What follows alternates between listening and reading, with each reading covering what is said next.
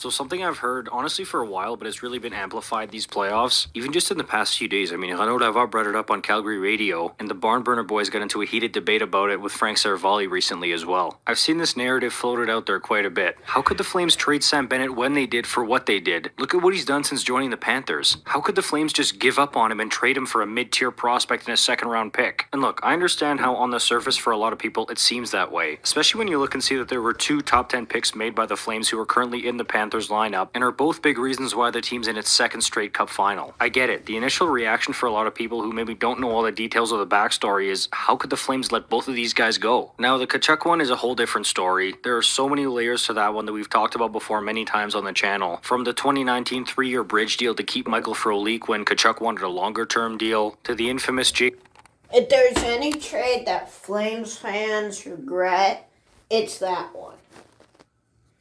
I might even put up a poll. Which NHL trade was the worst? And I'll say stuff like this trade and other trades and like, yeah.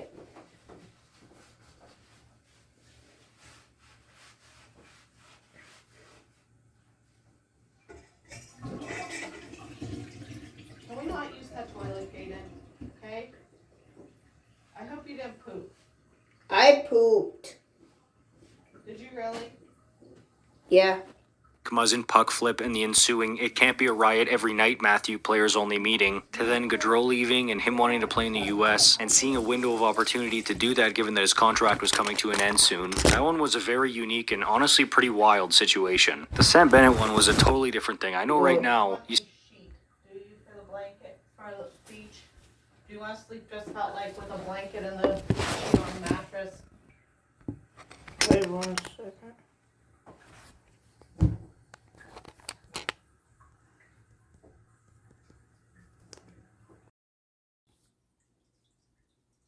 you see a wrecking ball on ice who's extremely valuable in the playoffs, who scored 20 goals this year and almost scored 32 years ago, and has a ton of chemistry with Matthew Tkachuk. He's great as a centerman, and straight up is a pretty big reason why the Panthers are wearing Stanley Cup final patches right now. But it wasn't always like that with Bennett. The playoff value was always there. I mean, the playoff Sam Bennett nickname and beard started in Calgary, but his time as a Flame was an absolute roller coaster. The first 2 years were super rosy. Coming out of the Iginla years where they tried everybody and their dog at center to try to play with Jerome, the Flames were desperate for some top-tier talent at the center ice position. They made a step in the right direction by drafting Sean Monahan the year before, but now with the 4th pick overall, which by the way is still the highest pick ever in Flames history, which is nuts, they knew they were getting one of two stud centermen, a big German who was literally nicknamed the Deutschland Dangler, or a highly skilled kid from Ontario who modeled his game after his hero Dougie Gilmore. He even wore his number. In the end, the Flames were pretty happy to be able to take Bennett at 4, and with him and Monahan down the middle, the Flames are about to have the most elite 1-2 center combo in the entire Pacific Division for the next decade plus, right? Bennett missed most of the following season due to shoulder surgery, which by the way, that's the actual reason why he couldn't do a single pull-up at the Combine, because he had an injured shoulder. Then began what I like to call Sam Bennett's number 63 era. His first NHL game was the Flames' last game of the regular season, and he got in because the Flames and Jets had both already clinched a playoff spot by that point, so they were resting a lot of their top players. He got his first point 33 seconds into his first NHL shift, and he looked great. Then the playoff Sam Bennett stuff started. He was great in that first round against Vancouver. I'll never forget that shot of him celebrating his first goal with that mouth guard that was like half yellow, half black. Also, it was thought that season that the Flames might be bad enough to be in the Connor McDavid sweepstakes. Obviously, they made the playoffs, so that didn't happen. I still find it so funny that an Oiler reporter, albeit pre-draft lottery, tweeted, "Connor McWhatever, Calgary fans will take this Bennett kid." Bennett followed that up with a pretty solid rookie season, including a 4-goal game against guess who? The guy still looked well on his way to becoming a star in the NHL. But then the next year he regressed, not just in points, but also in plus-minus. He took on less of a key role with the Flames as they went back to the playoffs for the second time in 3 years, and his penalty minutes shot up dramatically as his other nickname in Calgary started to be coined, Sam Benalty. And from there, he just kind of straight up plateaued. The Flames gave him plenty of opportunities with Gaudreau, Monahan, Tkachuk, but he just couldn't seem to escape that mucky middle of being a third liner, including playing on a third line with Jaromir Jagr, by the way, which was a ton of fun to watch. The thing is, though, whenever he'd get to playoff time and guys like Gaudreau and Monahan would go quiet, Bennett would always seem to be one of the only guys to step up in those big games. games, especially in the bubble in 2020. But then you'd get to the regular season and the guy would play like a fringe third liner, sometimes even a fourth liner, and the cycle would just keep repeating itself, except it seemed like he was getting less and less effective each regular season. It got to a point where it looked like he had zero offensive confidence and was purely a fourth line crash and bang guy. Now, yes, some of his coaches early on might have played a role in mitigating his offense by putting what I think was too much emphasis on his defensive game, but he also got plenty of opportunities to play with the team's top players and try to develop into a top player himself. I mean, like I said, this is the highest draft pick in the team's history. They didn't just decide that they're going to bury him on the fourth line. They tried year after year after year. It wasn't working, and in my opinion, in Calgary, it wasn't going to work. I think this is a guy who just desperately needed a fresh start, and I also think that carrying around that...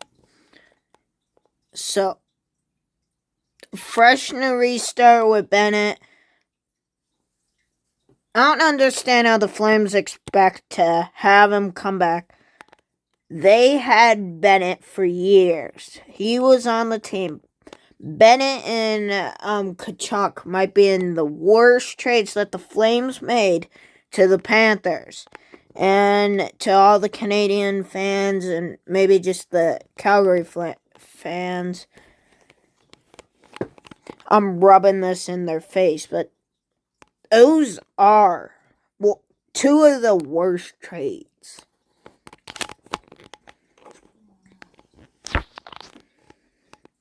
Once you made it, you made a Stanley Cup winning team, a Stanley Cup Finals team, a team that was worthy of the Stanley Cup.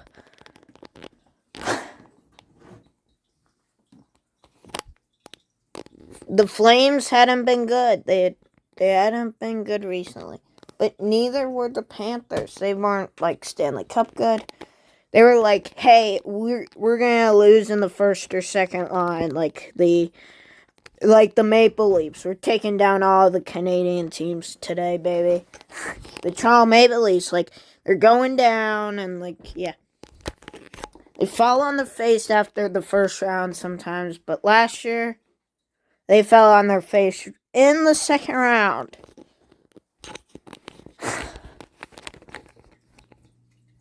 If you lose to a team that went to the finals, I'll excuse you.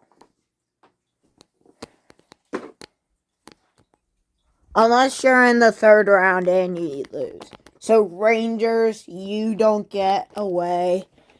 And Stars, you don't get away.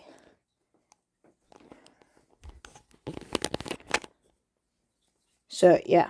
Mantle, that pressure of being the highest pick ever and not living up to it. Once he moved to Florida, which is like a whole different world compared to Calgary, it just allowed him to hit the reset button. He wasn't, fourth overall pick Sam Bennett. When's he going to play like a fourth overall pick? He was just the dude who got traded for a second and a prospect. Go out and play. Let's see what you got. And I think that was huge for him. Look, you guys know I'm not afraid to call out the Flames when I think they made a mistake. I've done it lots on this channel, but I don't think it would have mattered if Sam Bennett was 24 when they traded him or 30. I think the dude just needed a change of scenery. I don't think this one's on the Flames. They were plenty patient with him. And for what he was worth at the time of trading him, they got a pretty fair return. Also, Emil Heineman, the prospect they got in that trade, they gave to Montreal for Tyler Toffoli, who's now turning into Yegor Sharangovich. So that part's working out kind of nicely. But also, massive credit to Bill Zito and the Panthers for recognizing what they could get out of Bennett and jumping on the opportunity.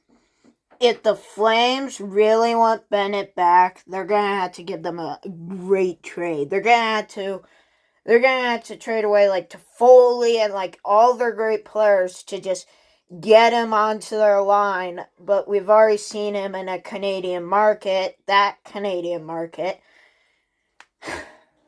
not perform well in the regular season like Johnny Hockey said. And what is telling us, hey, he's going to perform this time. He's going to be well-talented in this Canadian market. And he's going to be a great Flames player. And since he was great on the Panthers, he's going to be great on another team. That's not how hockey works. You know, Jonathan Huberdeau was great on the Florida Panthers, but not great on the Calgary Flames. And same about Sam Bennett. He wasn't great on the Calgary Flames, but he was great on the Florida Panthers.